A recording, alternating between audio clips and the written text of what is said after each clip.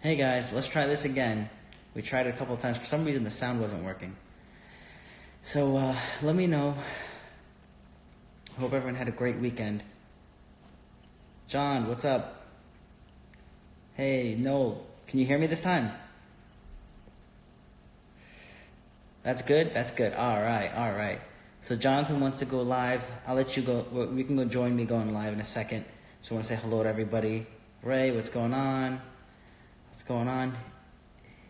Hillam, Zone. What's up, Abe? Awesome. Thanks, Noel. All right. Billionaire, what's up?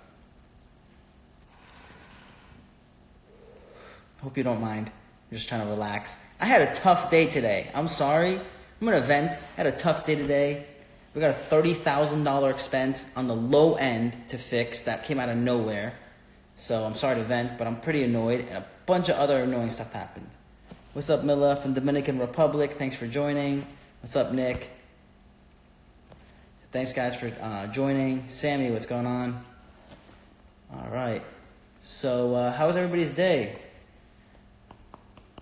Just to kind of, while we get everyone going, just to get everything going, just so you got to remember, again, I'm a real estate investor. I own my own accounting firm, insurance agency, retirement planning office. We handle investments. So I give credit advice, real estate investment advice, retirement planning, and business creation. Normally we charge $200 an hour to start for our consulting, but it's free. So any questions you have, the harder, the better, the more detailed, the better. We want everybody to learn. So let's ask those solid questions, and I want everyone to be successful.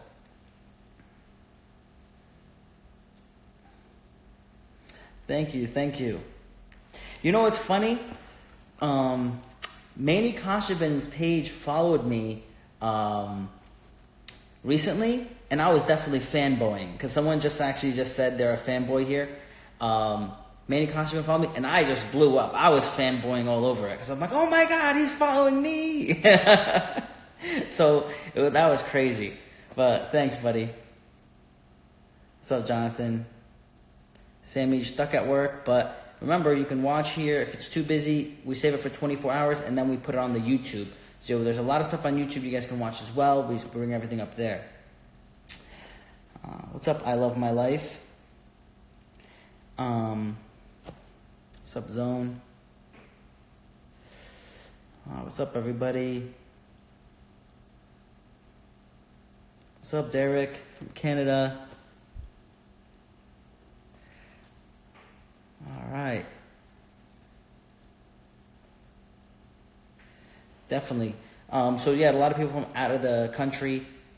The advice I give is usually general real estate investment advice. So the advice can be used anywhere.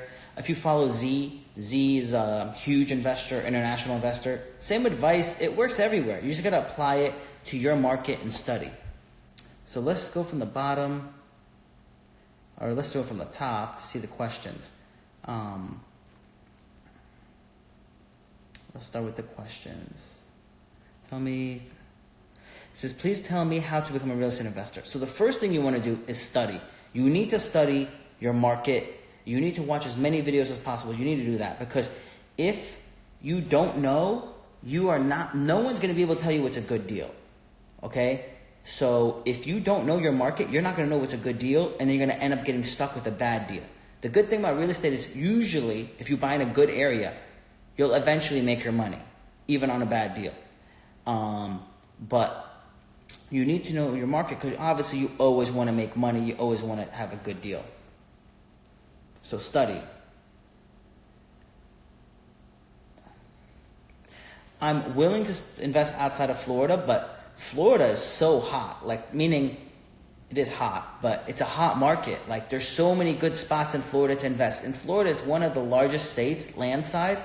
So there's a lot of areas to invest. One of the areas, if I wasn't investing in Tampa, I could invest in Orlando. I could invest in the Space Coast. I can invest in Jacksonville. Lots of good stuff, lots of great opportunities in different markets in each one. So some places are really great for cash flow. Some places are really great for appreciation. Some you get both of both worlds. So right now, it's really no need for me.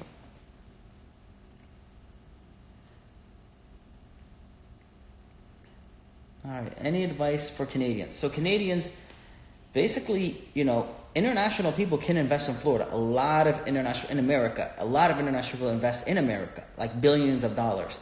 And it's not that hard. You don't have to worry so much, because if you're buying investment properties, the banks don't care as much as your info, like your social and things like that. What they care is how much money did you put down? Do you have some experience in real estate? And is the property you're buying profitable? Because the bank doesn't care as long as they know it's a profitable business and the money comes in every month. So they don't really care too much if you're a foreign national. Next question we have here is, how much do I need to start?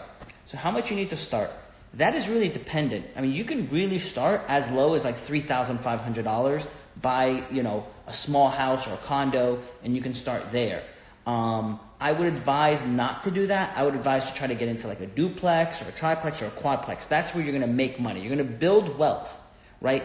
I can show you how to house hack and live basically for free, but what I really want you to do is skip level 1, because getting your first deal is the hardest part.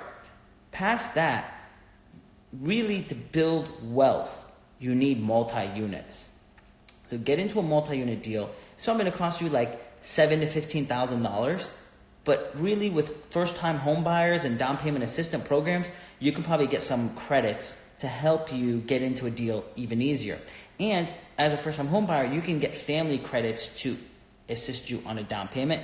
You can get some of your down payment out of your 401k. You're allowed to take $10,000 out of your 401k without being taxed on that as a penalty. So there's many ways to come up with a down payment and seller's credits to assist with the down payment. So getting in a deal is not as hard as people think it is. It is psychologically difficult, because you're just the fact of be like, wow, I can own this $200,000 property and I don't have that much money. Why would someone give me the money? Trust me, there's a lot of assistance for first-time home buyers. There's a lot of assistance from the government on under 4 units. So it's a lot easier to get in a deal that's 4 units or less. That's why I said just try to get into a 4 unit. Try to get at least a 2 unit. And you're going to make money by saving money, by living in your own property, and you got someone else paying you rent. So that's really, really great. Great question. What's up, guys? What's up? Hello, Emma. What is a potential price range in Tampa for a quadplex? That is, you can get into the not as nice areas, probably as low as $200,000, and in the nice areas you can be up to $1 million, right? Even more. So the range depends, but normally a decent area is going to cost you $100,000 a unit. A decent area. The areas that I'm buying in cost more like $150,000 a unit, and that's roughly what you're looking at. Hillam, what's up? Connor says, 19 years old and 35 grand saved up while in school. What should my first deal be? Thanks in advance. So Connor, you're basically at the same position I was. I was 19, I had about $35,000 saved up, and I applied for a first-time home buyer, I applied as a first-time home buyer. I didn't put down 3.5% down. I actually did put down 20%, and I got a great rate. And I said I was going to live in one side and rent out the other one. Very easy to get financing. It is important to have your tax returns in order to show that you can qualify to cover the payments. And from there, you just go apply for the loan. Now, say hypothetically you are not able to show the numbers on your tax return. It shouldn't be too difficult for you to go and buy a fully occupied investment property, but you will be required to put more down payment. And they're going to use, since your tax returns don't show money, they're going to use the rental income from the property to help qualify you for the loan. That is definitely an option. If that doesn't work, you can maybe partner up with somebody and you put up the money and they put up the credit history in the tax return and showing they're bringing in consistent income from a job to help qualify for your first deal. As you have more deals, your actual deals are going to be able to show your cash flow on your tax returns. But if you don't have deals and you don't have money coming in from a job and you don't show that money on a tax return, it becomes a little bit more difficult to put less cash down on a deal. So in that scenario, they're going to require you to put more cash down, and then you can probably get qualified for the loan.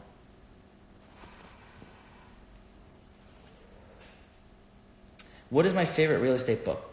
I liked Rich Dad, Poor Dad. That was a really good real estate book. Definitely helps you open up your mind. A lot of the stuff I read, I already knew that because I grew up in that Rich Dad, Poor Dad world, you know? So, but that's why I liked the book. It made a lot of sense to me. Oh, next question is from Sammy. It's a similar question. It says, recommend me any books to teach me how to get contracts and clients. I'm trying to start a securities business. Real estate didn't work out for me so far. So I would say real estate, don't give up. The same problems you're having in real estate, you're going to have in the securities business. You're going to have the same problem with everything. I have multiple companies, and I see a similar problem in every single company. One of the big things online, you see in those infograms right now, you see one guy digging on one side, and he isn't finding anything, but behind the walls, a whole bunch of gold. And then you see another guy digging on the other side, and he happens to get to gold first, but he has a very small amount that he got, and there's not much more behind it. So just because there's easy money up front doesn't mean there's more money in the back. Sometimes the real money, the good money, is being persistent and continuing moving forward. And I'm going to say, my experience, I never made fast money. Never made fast money. Okay? My money came from years of being consistent and persistent. Normally 5 years. And all my businesses almost took 5 years each one before I started making good money. And that's why I'm to a point where I'm comfortable. But if you don't have a mindset that you're going to go 3 to 5 years without making money, it's not going to be good for you in any business you get into. And if you research online, most businesses, 90% of all businesses fail the first 2 years. That's either for lack of capital or lack of persistency. And normally they're gonna call it knowledge, lack of knowledge. Well, the fact is, most businesses, you are not going to have the knowledge to be able to open them and actually make them function properly. That's why I say persistency, because in the 2 years that you're basically not knowing what you're doing and screwing up consistently, it takes those 2 years to figure out what not to do. For finally, after year 2, you're going to do things properly, avoid a lot of the mistakes, and then you're going to start building up and being profitable by year 3, 4, or 5. So persistency is really important. Now, getting contacts and clients, I would say more so what you need to focus on is reading the book, How to Win Friends and Influence People. Because that's going to show you how to talk and how to act with people and how to build a relationship with clients and other professionals. Great question, Sammy. Blake says, any opportunities for local Clearwater, Tampa people to learn from you? Right now, not really, to be honest with you. I am looking to do more like offer one-on-ones, but my time is super tight, right? I usually have a bunch of client meetings, and they're scheduled through my day, and then I spend time with my family as well, so that takes a lot of my time. So usually for me to do that, I would have to charge, because I'm basically taking away from my business that I'm getting money from clients to spend time with them and do their financial reviews. So I am thinking about it, but I have to figure out what is it going to cost me as a trade for my time. That's why I try to put everything in video, because I want you guys to learn, and all these videos are on IG and on YouTube, so they teach a lot. And if you have any questions that you want to ask, this is the time while we're live that you can ask these questions, and you're going to get the answers that people pay me for. So, there's a way you can learn for free. Alex says, if you had only $1,500, what would you use it and invest it on? I would invest it on self-education, because Warren Buffett says the number one return on investment you're going to have is your self-education. So he actually took a class in Dale Carnegie, and he took a How to Win Friends, Influence People class, and back then it cost him like $100. Today's equivalent would probably be like $2,000, $3,000, $4,000 for that same class, the cost. And he said it was the best return on his investment. And he has a copy of that little plaque he got when he finished the class, and he puts that up on his wall. I don't think he has his degrees up there, but he has that plaque up there. Because there's a big thing that you need to learn is that you yourself need to develop, right? You're not born good at this. You're basically not born good at anything. And you learn how to do anything you want to become, just like you learned how to walk. You consistently fell until you can figure out how to actually walk. And you're going to consistently fall until you can learn how to walk. So it's great to take a class and invest in yourself and watch videos and so on, so you can stumble less and get to the point where you want to get to faster. Eventually along the way, as you're building up yourself, your eyes are going to be more keen to what opportunities are out there, and it'll be easier for you to find investments, right? There's one friend that wants to sell on Amazon and wants to sell here and wants to sell there and talks about wants to do all of this stuff, right? And I'm like, buddy, you buy and sell cars and make a ton of money off of doing that. Do that. Just do more cars. You're only doing like 1 car a year, 2 cars a year. Just do 1 or 2 cars a month. And you're going to make a ton of money doing that. You don't need to go on Amazon and make that money. You're already an expert on selling cars. And he doesn't want to do it. He doesn't want to accept it because for some reason, in his thinking, he has this other vision. And I'm like, you're basically giving up all this money. So sometimes you need to open up your mind and open up the opportunities in front of you. And by learning and reading books and investing in your self-education, you're going to learn and you're going to grow and you're going to find where you can go and spend $1,500 and make a lot of money in return. What that thing is for you, I don't know. It could be like Gary Vee, where he does baseball cards. It could be like my buddy, where he should be good at selling cars. You know, and I happen to be, my niche is to do different type of investments and invest in properties and other things that pull a good return. But each person is going to have their own skill set. So that's why I also advise under businesses, because you might have your own business, you might have your own thing that you're good at. So Jonathan says, what is the most common way deals can go bad? Most common way deals can go bad is misunderstanding on your negotiation with the seller, in the sense of what you expect on the deal, right? So when you're doing an offer letter, actually put in there what you offer and what you expect. Because if you go down later and you're trying to change your word on what you said you want or what you're planning to do, then the deal's going to go bad, you know? You kind of got to know what you're doing before you get in there. And that's why I kind of get the really... the sweet deals that other people would like to get is when I go in, I don't play games, and they know I don't play games. I said, look, you want this? I'm going to give you this much money, and I'm not even going to do any inspections. I'll take it as is. Or I'm going to give you this much money. I'm going to do inspections as long as nothing major comes up, we're good. So this way they know I'm not playing any games, and they like hearing that. They like seeing that you're knowledgeable. This way they're more likely to get the deal. Over the last one I actually did, I got the deal cheaper than someone else that offered more money, because they knew that there was going to be an easier close from me. What's up, Diego? How you doing, buddy? Taylor says, do you think college rentals are a good or bad investment rent-wise? So rent-wise, what's good or bad is dependent on your market, right?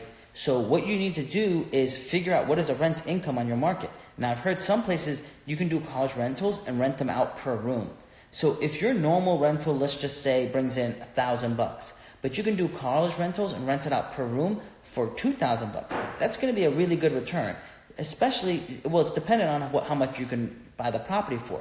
So you need to see that. And then at the same time, you need to consider, what is electric going to cost you, the water, the sewer, the internet, because normally you have to pay for all of that if you're going to be renting it out by the room.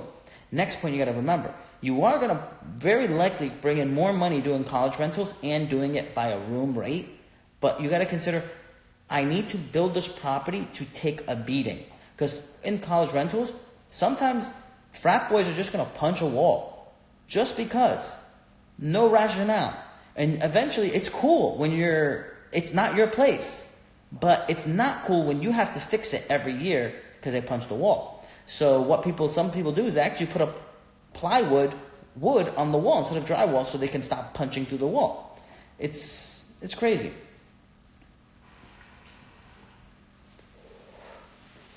So the next question is, what is the best investment to start with? And how much indeed I'm from Algeria? Or how much I need, I'm from Algeria. So I don't know how much your market is, how much your properties go for in your market. So I cannot tell you how much you need. But normally in America, if you're a first-time home buyer, you can be as low as 3.5% down.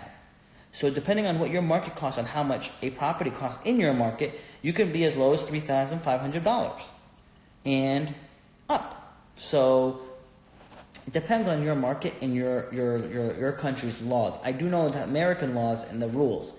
Now in other countries, in Europe and in Canada, I've heard that you can go as low as 10% down on your first property. So definitely look into that. Now another good point is I've actually met a lot of people that invest in like Switzerland, Sweden, Germany, Holland, and they tell me, our houses start at like $1 million, right? And then I ask them more questions and more questions and more questions, and then I find out, well, they have 50-year loans. In America, we only have 30-year loans. And they also have interest rates that are 1%. In America, our loans are 4%.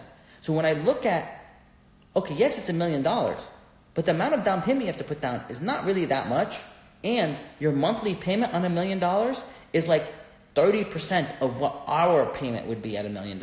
So in reality, your $1 million property costs the same amount per month as our $300,000 property. So don't be, oh my God, it's $1 million. The price doesn't matter. What matters is, what is your payment? Okay? What is your payment and what can you rent it for? That's what matters. Because where you make money is on the margin. Don't worry about the loan. Worry about the margin. And as long as you're buying in a good area, you're going to be able to sell it for more later. Because one thing you're going to know, God's not making any more land. Second thing you know, the government is going to continue to print money, which is going to cause all asset classes to go up over time. That is what we're betting on. I'm not betting, well, if you were going to just say, can you guarantee me that housing prices are going to go up? I can't promise you that. I do know that they're going to keep spending. I do know that our system is built off of inflation, so it's going to cause all asset classes to go up. If you mix that in with my loan is lower than the rent I'm going to collect, and I'm in a good area where jobs are available and people can continue to work to pay to live somewhere, then you're fine. Now, if you think it's going to go so bad that everyone's going to be living on the street, then you got a problem. Another tip that I go for. I don't go for the cheapest of the cheap properties because people don't want to live there. And I don't go with the super high expensive properties because people can't always afford to live there. I go with like in the middle of a white collar, blue collar zone. Because that zone, when people do really well, the lower income come up to be able to afford there. So there's a demand. And when things go bad, the higher income comes down to live there. So you have always a demand for your properties. And that is very good because you want to have consistent money coming in to cover your payment, to make a little bit off of the rent, and then the rest of the money goes up in appreciation. Because the big money is in appreciation. All right. Great question, guys. No, Diego, it's not double apple. It's watermelon mint. That's my favorite flavor. One of my favorite flavors. I got 1,000 favorite flavors. What can I say?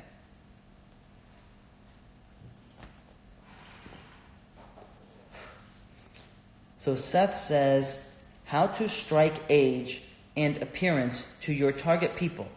Like me, I'm 20, but you can think I'm 16 or 17, and people may not take you seriously. Good point. When you know what you're talking about, people won't care. Dress professionally. When I was younger and I would come, I would dress professionally. This way people take me seriously, right? So you dress professionally, you have all your taxes in order, you have your everything in order, you have good credit, you got a pre-approval by the bank. So they said they're going to give you money. When you make a deal, they don't know who's making that who's making the offer. All they know is they got an offer for $200,000 for their property. They got a pre-approval letter from the bank for $160,000. They're going to give a loan, and this guy has $40,000 in the bank, or $180,000 or $190,000 from the bank, and this from the loan from the bank, and the guy has $10,000 in the bank. They know this person is capable of doing the deal. At the end of the day, the seller wants to sell their property, and you are showing them that you are a viable buyer.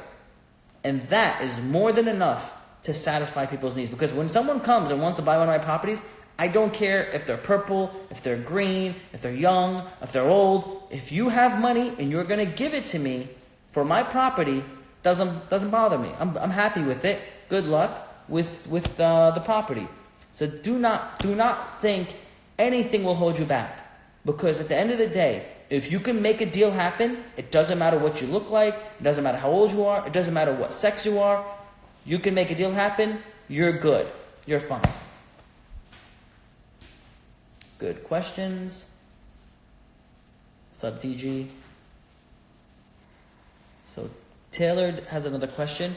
Said, you mentioned another time that each renter in your property was worth X dollars to the bank. Can you elaborate? I'm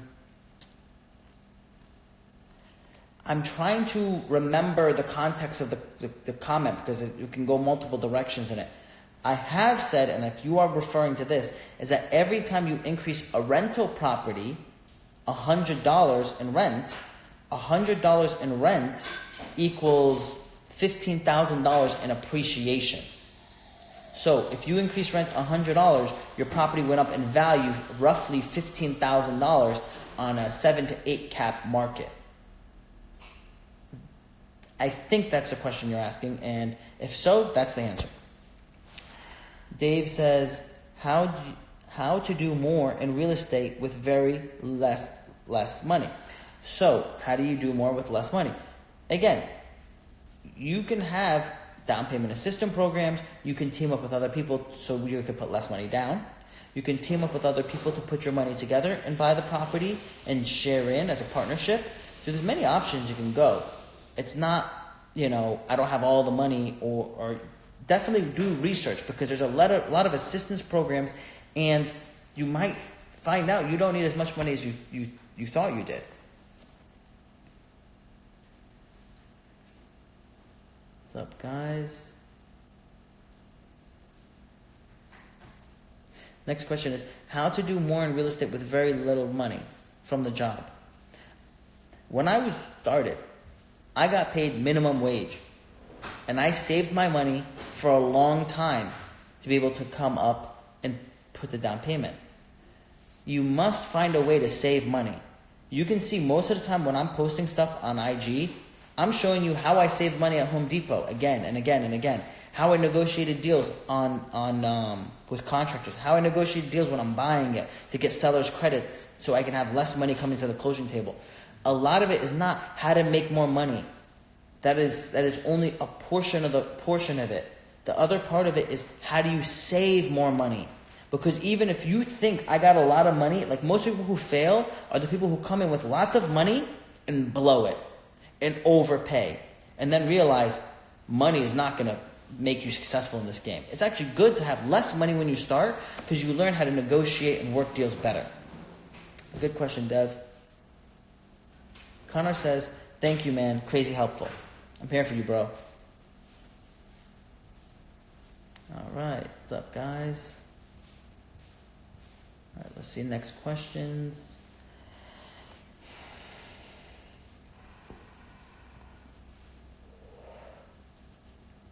Seth says, is it a good start to start off as an agent if you properly don't have enough cash? Okay, being a real estate agent is not easy. Normally, what I hear is it takes 18 months before you close your first deal. 18 months, a year and a half, almost, So that's tough. So don't think being an agent is going to make things easier because at the end of the day, if you don't know what you're talking about as an agent, you're not going to get listings. You're not going to get people to give you their deals. And you guys can do it, but you must study. You must learn. So either being an agent or being an investor, either way, it requires work. It requires study. It requires understanding your market. So when people say something, you're able to come back with a response, an educated response.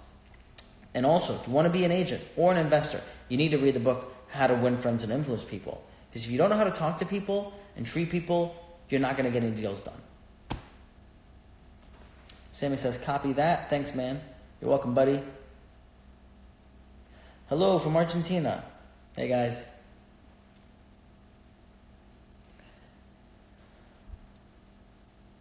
All right. Rob says, Baskal really out here killing the game. I guess. I mean, I've been very blessed. I've been studying forever, since I was 14. So when I come into a deal, I know the deal, I know what's good, I act quick, and I get the deal. So you guys kind of have to be the same way, and I'm trying to help you guys out. It was not easy for me to grow in this business, so I kind of make it, I would like to help you guys out to grow with opportunities I didn't really have. Fernandez, what's up, buddy? All right. Next question. So Jonathan says, where do you find your deals, and how many deals to you go through to find one good one? I probably go through like hundreds, to be honest with you, and that's not exaggerating, hundreds. I look at deals every single day. Every single day there's stuff that comes up for sale. I look online. Some nights I'll go on the computer from the deals that don't come up, the old deals have been up, and I go search through them to see what's available. It helps you because then you know what the price is for something in a market, in a city. I first look at the main cities I like. Okay, nothing good. Then I go through the other cities that I don't like it that much, but I'm going to look just to see what prices are going for. I understand what they go for. So then if something comes up in any of those cities, I know what the normal price is, and I know what's a good deal. Then at the same time, I know what the price is compared to the condition it's in. Because if it's in a good condition, it's worth more. If it's in a bad condition, it's worth less. I personally prefer buying properties in very bad conditions and very extremely bad conditions, because then I can get a super low price. Because in my mind, I want to remodel the house fully when I'm done. New kitchens, new everything. Because if they're like kitchens, people are going to want to pay price. What am I supposed to then? Remodel the kitchens? I'm paying this much now. And now I'm stuck and I can't sell it because it's already maxed out. The price I bought it at and what I put into it is at max. So I basically make no profit. That's why I'd rather buy it really bad, and then I can upgrade the kitchens and bathrooms and stuff like that. And now I'm down here and I can sell up here. There's a margin. Now normally I apply the BRRRR method. So I don't sell, I keep it. But now I own a property that's worth this much, but I bought it and remodeled it at this much. I have built-in equity, the gap, and I continue to rent it. So now I'm renting it, but I have a lower cost per month. My monthly payment's lower because I'm in it for less. And it's fully remodeled, so I'm getting a premium on my rent. So that's where you make your cash, and then you don't have to pay any tax on that appreciated value that you put in. So it pushes it off. So you're making money on the rent and you built up appreciation. Eventually, if you have to sell it, you can sell it and make a profit. And you've held the property for at least a year or two, built up rent, and you're making a lot of money along the way. So I'll give you an example. I bought a duplex in Oldsmar, and they wanted $129,000. I know that was a stupid good deal. I offered them $143,000. 10% more than what they asked. And that was still a stupid good deal. I got the deal. Very thankful about that. Duplex each side. I noticed they had extra space to make it 3 bedrooms. So I took them from a 2-bed, 2-bath to a 3-bed, 2-bath. So I took them from $1,000 rent each side to $1,400 rent each side. I then remodeled the roof, the flooring, the bathrooms, the kitchens, new paint, new drywall, new plumbing, new electrical, basically new water heaters, upgraded everything. So I bought for $143,000. I put in about $70,000.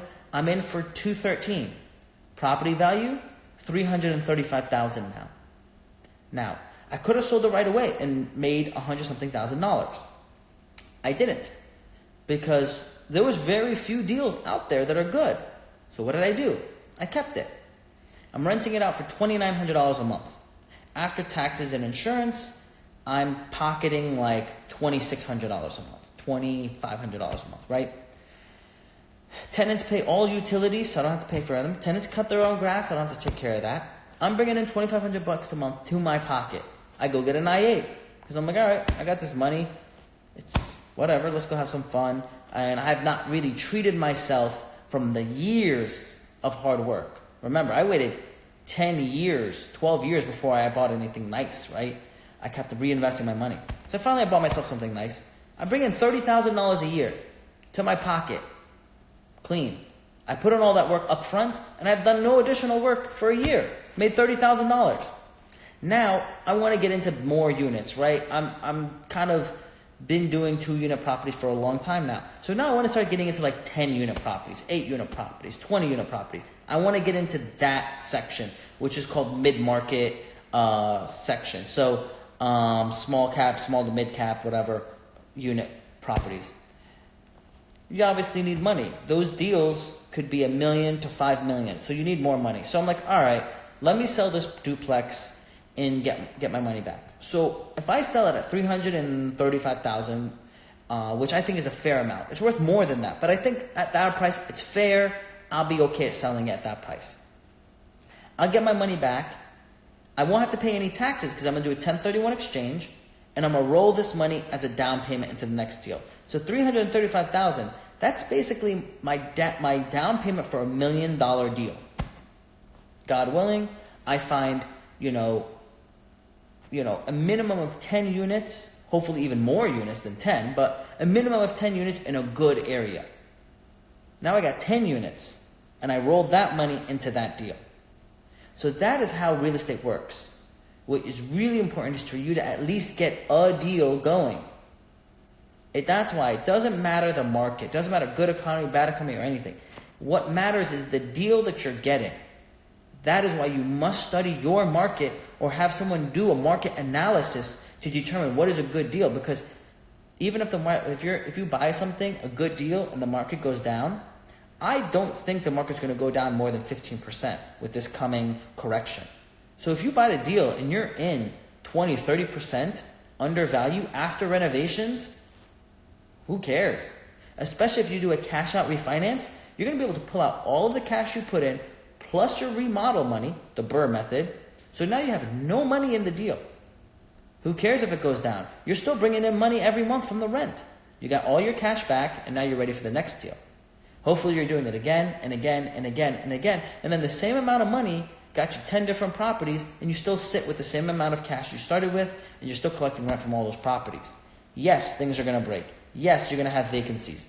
That's all possible. But at least now you have 10 properties, you're bringing you in $1,000 a month, $10,000 a month. So if something does break or someone does leave, it won't matter. It'll cut into the profits. It won't cut into your pocket. As long as you're buying in the right area and you're buying the right deals. Great question, Guy. Where do you find your deals? And how many deals did you go through? Okay, so where do I find my deals?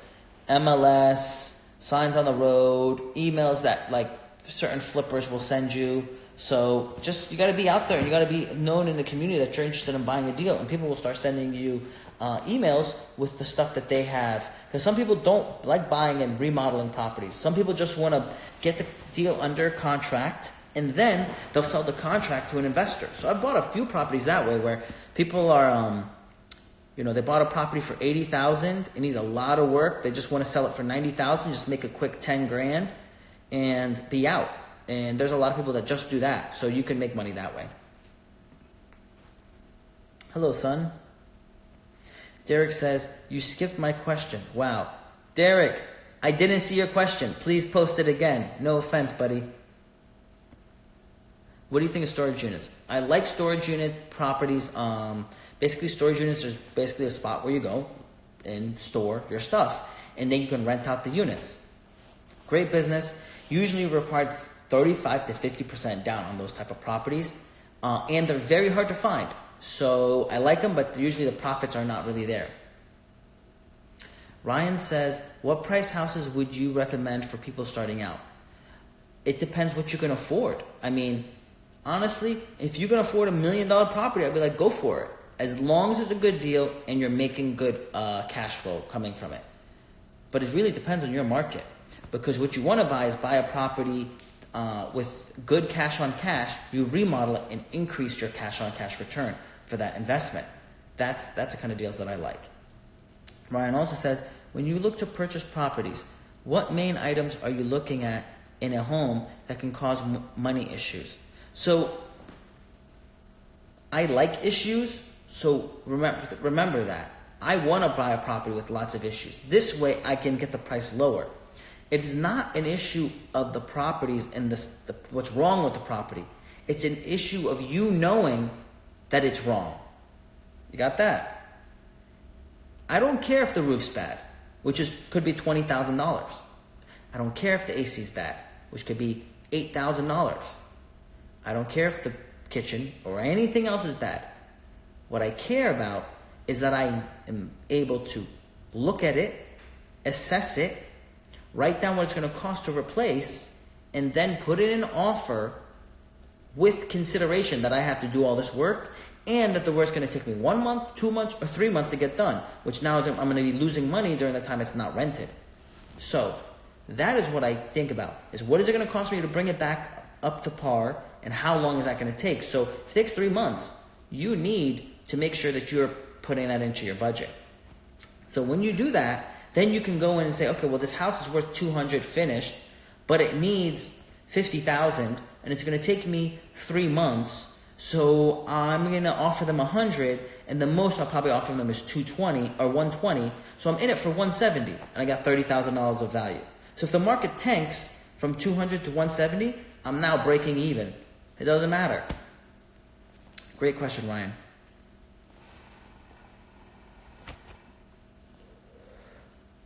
Zone says, you're the best. Thank you for the advice. Thanks, Zone.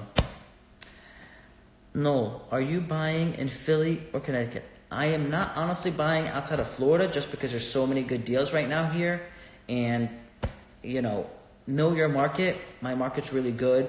Now, I heard your markets are very good too. Just make sure that you're studying it and know what parts, because certain pockets are going to do better than others. So you want to make sure that you're in the pocket that works out the best.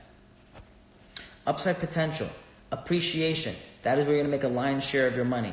So make sure you're investing in areas where there's appreciation. Which area of Florida has best cash flow? I heard Jacksonville has really, really good cash flow. I don't look for cash flow alone though. I just want to say that. So that's why it doesn't matter as much to me. I look for some cash flow in upside potential and appreciation.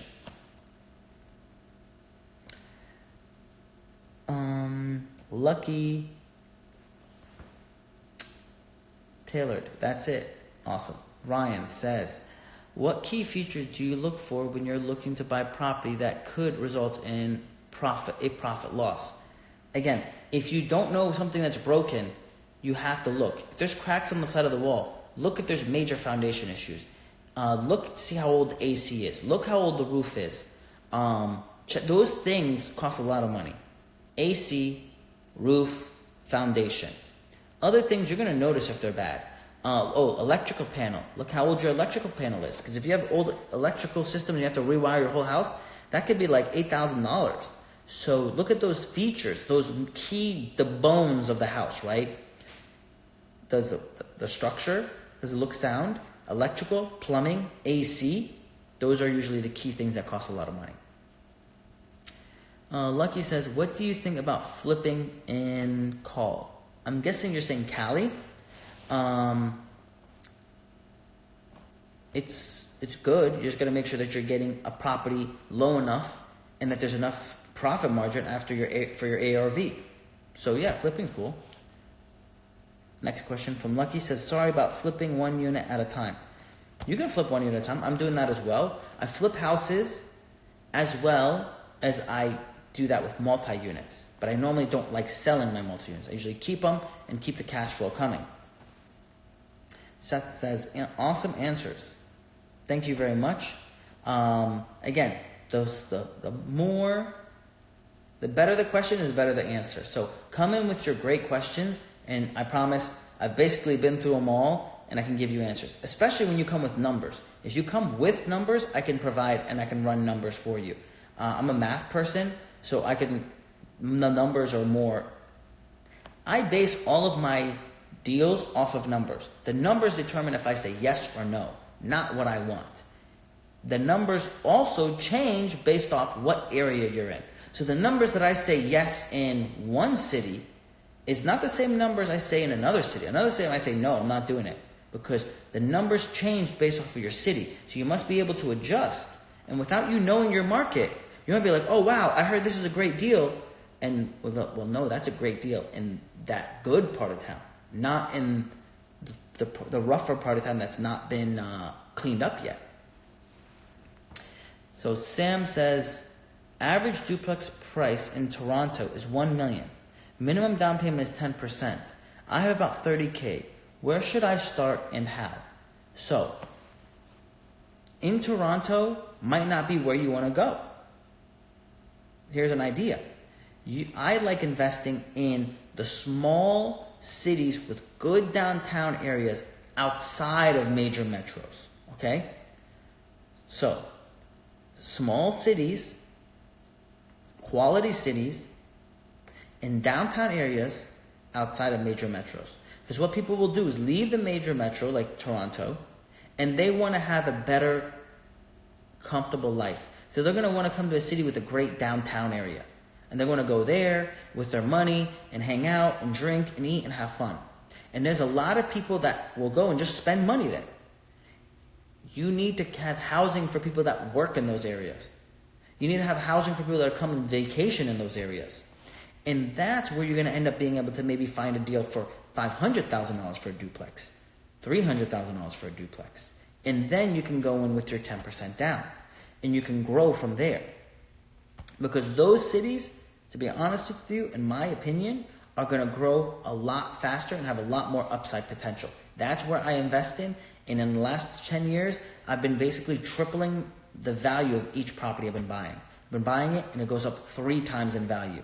So look out for those areas. Because Toronto, duplex, $1 million. You go find a duplex in the city that I mentioned, or the type of city I mentioned around Toronto, for $300,000 for a duplex. Eventually that's going to go to $600,000. Especially if you pick the up and coming cities. So you should be like, hey, this is where everyone likes to go hang out outside of Toronto. That's probably where you want to go. And the prices are still probably good. So Tanner says, is drop shipping still good?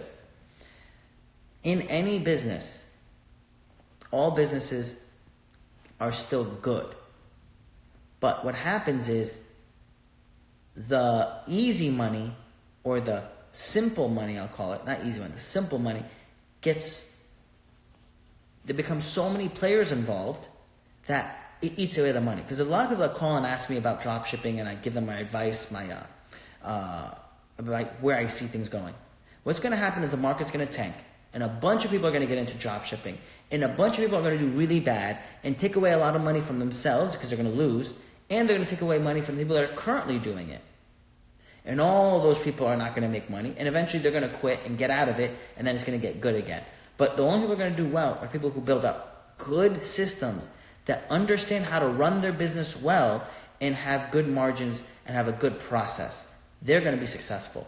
So if you're going to go in and think, I'm going to do dropshipping, I'm going to make money right away, you're probably not. Because even the people that I know that are successful, that started a year or two ago, it took them a year or two before they made money. They make a lot of mistakes, and they have to learn from those mistakes. So anything you pick, you can be successful in, but you must study. Good question. Kush says, how's it going? It's going good, buddy. Had a very annoying day. Very pissed off before this. That's why I'm smoking my hookah. But, shit happens. I'm going to keep moving forward.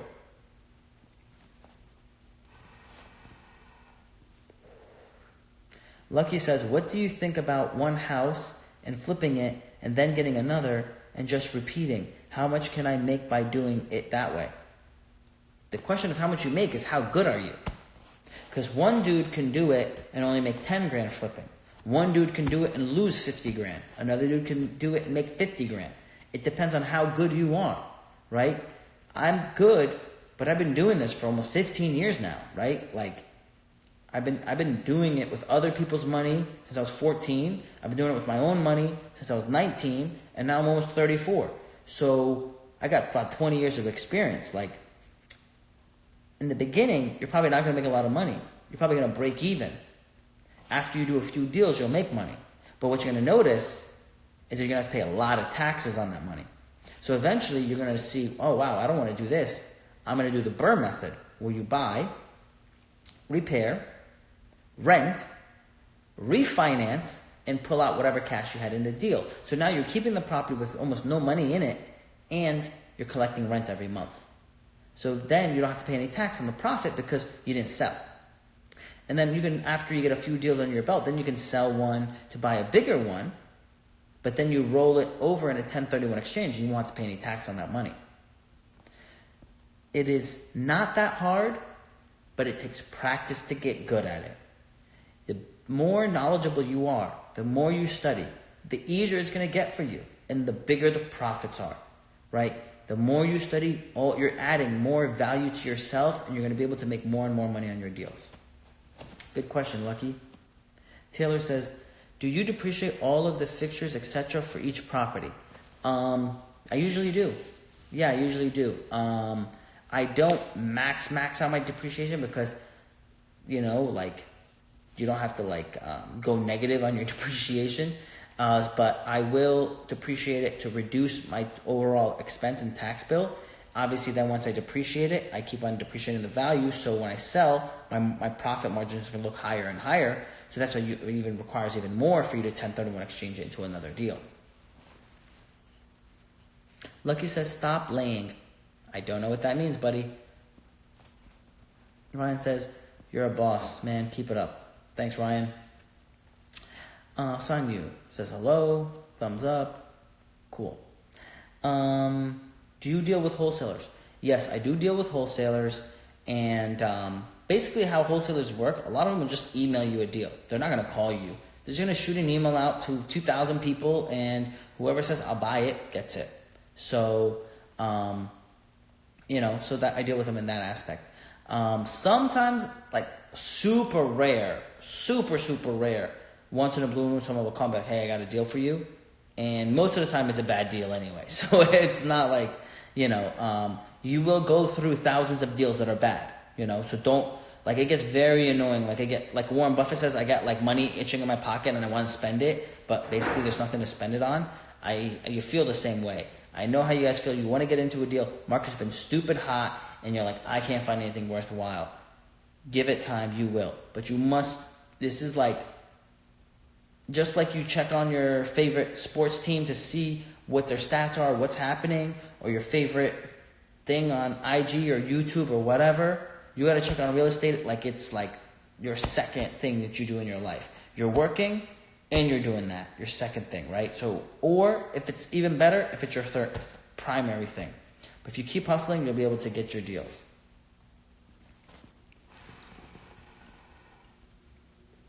So Lucky, I answered your question your question was, what do you think about flipping one house at a time? I already answered that. Derek says, I want to buy my first property, which is a duplex. Property is $495,000. I only have 5% down. What do I do? You should be able to do the deal 5% down. You can probably do the first time home buyer program, live in one side, rent out the other side. And if you don't have enough income to justify the full cost, the bank will use the income from the other side of the duplex to help pay for the payment. So, sounds like you can do the deal. Now again, the question is going to come to, is it worth $495? And if you fix it, how much more is it worth? But if there's not much upside potential, that'd probably say negotiate the price down, and if you can't get it down much, then wait for a better deal. I can't answer that because I don't know what your market is and what they go for. Do you ever do rehab loans with your mortgaging? Do I do that? Have I done that? Rehab loans, I don't think I've ever done a rehab loan just because I have not needed to. You can do them, and if it works for your situation, then you can do it. Whatever loan works for you, you can use whatever loan possible. You can use a hard money loan, a rehab loan, or just buy the property with a loan, spend all the money to rehab it out of your pocket, and then do a refinance to pull your cash out. But if you can get a rehab loan and it works for you, then that's definitely a good option, so you don't have to refinance it later. It saves you from double dipping. I think Texas is a good market. Question is, what do I think of Texas? I think Florida, Texas, and Arizona are great markets. The laws are actually written in the landlord's favor. Just so you know, guys, our hour is almost up, and IG is gonna cut the feed. So if they do cut the feed, peace out till next time. Remember, every week we go live on Instagram at 9 p.m. answering all your questions. Now, I also have the videos saved on IG for the next day, and they go on to YouTube after that. So a lot of great questions. Go check out all our lives on YouTube. We also got some funny videos, some real estate videos are funny on there as well. A bunch of different stuff, so check it out. Jonathan says, when will you buy a 64 unit? If one comes up for sale, I'm telling you, I got this thing. I'm going to be able to get a 50 unit soon. The thing is, why? It's a gut feeling. How do I feel it? I don't know, but I'm gonna. And I'm getting ready. I'm getting my money ready, prepared. I'm excited. Just really hope it happens soon. It's so tough to find anything for sale in my market. I mean, literally, not overpriced. Literally, for sale. There is nothing for sale. I mean, if I right now said, can I find any property that's 8 units to 16 units for sale in the Pinellas County area? I don't think there's one. Even to 50 units, 100 units, none. 300 units, none. There is basically nothing nothing for sale from above a fourplex. So I would love to buy one. Pablo says, I bought my house 6 months ago. I did a full remodel. I want to pull the money I put into it and buy another one. How do I go about it? I'm in a Sarasota area. Cool. So you can do 1, cash out refi to pull out the cash. 2, you can do a line of credit. You can get a line of credit and pull the cash out. Now, go online. In Florida, there is some online banks that'll give you 100% loan to value in a line of credit. So they'll reassess your property and be able to do it that way. Now, if you're afraid interest rates are going to go up, you don't want to go with the line of credit. You want to do a cash out refi so you know your interest rate is stable.